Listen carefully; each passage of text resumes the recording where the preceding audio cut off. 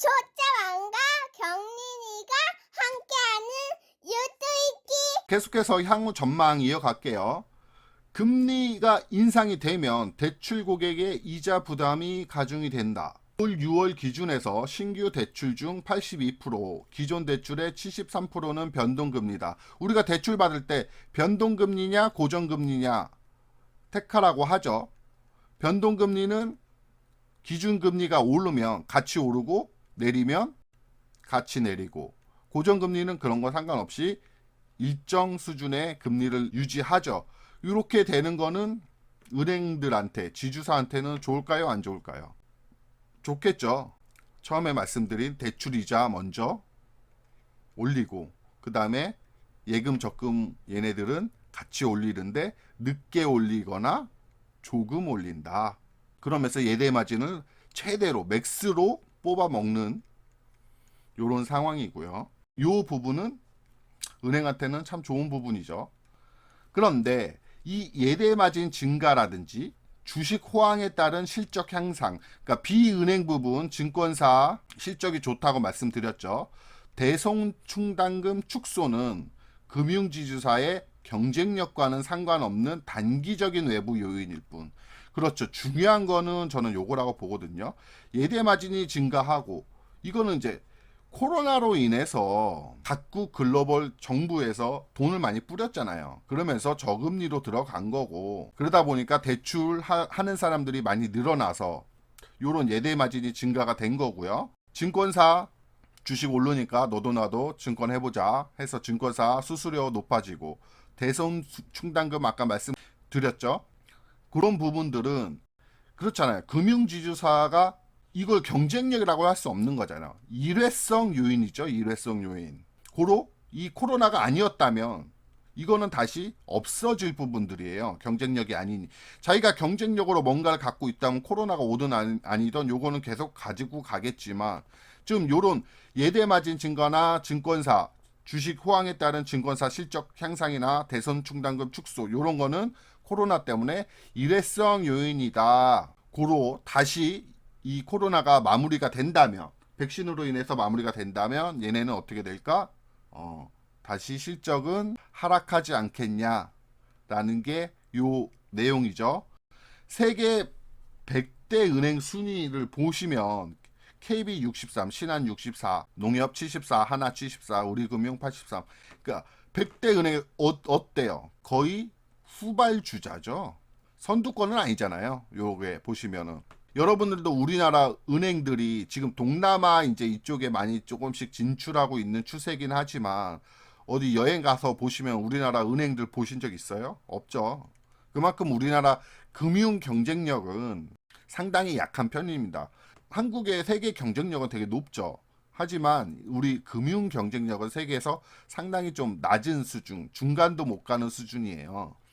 이게 왜 못 가요? 경쟁력이 없으니까.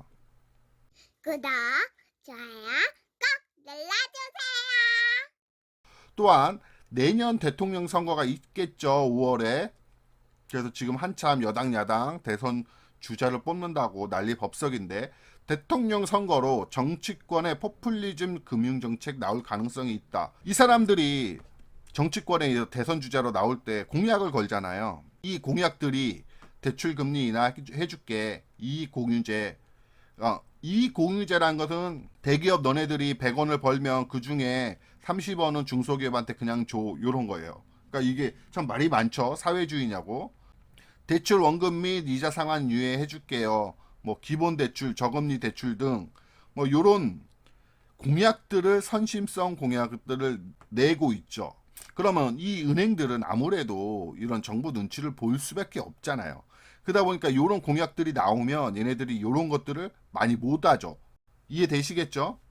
그래서 은행들이 경쟁력을 갖추려면 이런 정부나 이런 쪽 정치권하고 조금 분리가 돼야 되는데, 이런 부분이 좀 잘 안 되는 부분들이 많이 있어요. 그 규제 같은 것도 많이 하게 되고, 그러다 보니까 우리나라 금융 경쟁력이 상당히 낮은 편에 속하는 이유 중에 하나거든요.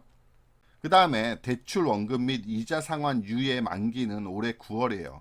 그러니까 금융위가 간섭을 한 거죠.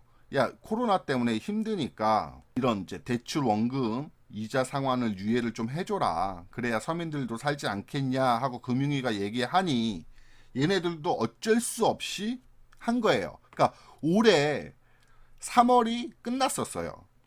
근데 이 3월에 연장 요구로 인해서 올해 9월까지 온 거거든요. 근데 금융업계는 이제 더는 연장이 없다. 이렇게 강력하게 얘기를 하고 있는데 지금 다시 델타 변이가 확산하고 있어요. 그럼 금융위가 야, 연장을 너네들이 3월에 만기였는데 9월까지 연기를 해줘서 고맙기는 한데 이때 코로나가 나아질 줄 알았어. 근데 아니네.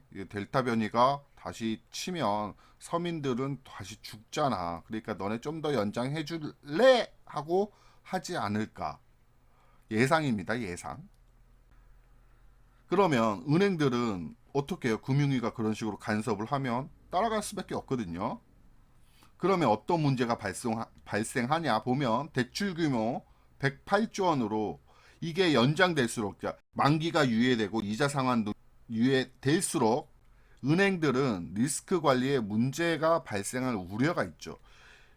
은행들은 야 이제 우리는 더 이상 연장 없으니까 9월이면 얘네들이 이자 원금 대출 해간 거 빌려간 거 갚을 거야. 그럼 우리는 그 돈으로 여기에 A라는 곳엔 투자하고 B라는 곳에도 투자를 하자. 이런 계획이 있을 거 아닙니까? 은행들도 대기업인데 이런 계획이 없으려고요.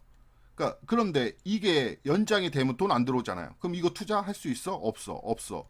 그럼 얘네 뭐 먹고 살아? 일회성 비용 때문에 지금까지 실적은 좋았는데 이제 뭐 먹고 살아? 그러면 얘네들의 건전성 문제가 대두가 되겠죠. 그런 얘기입니다. 내년 대통령 선거 때문에 포퓰리즘 이런 금융 정책으로 금융권을 제재할 우려가 있고 그렇게 제재를 하다 보면 은행들의 리스크 관리에 문제가 발생할 우려가 있다라고 뉴스가 나오고 있어요. 이거는 부정적인 거죠. 부정적. 시청해주셔서 감사합니다.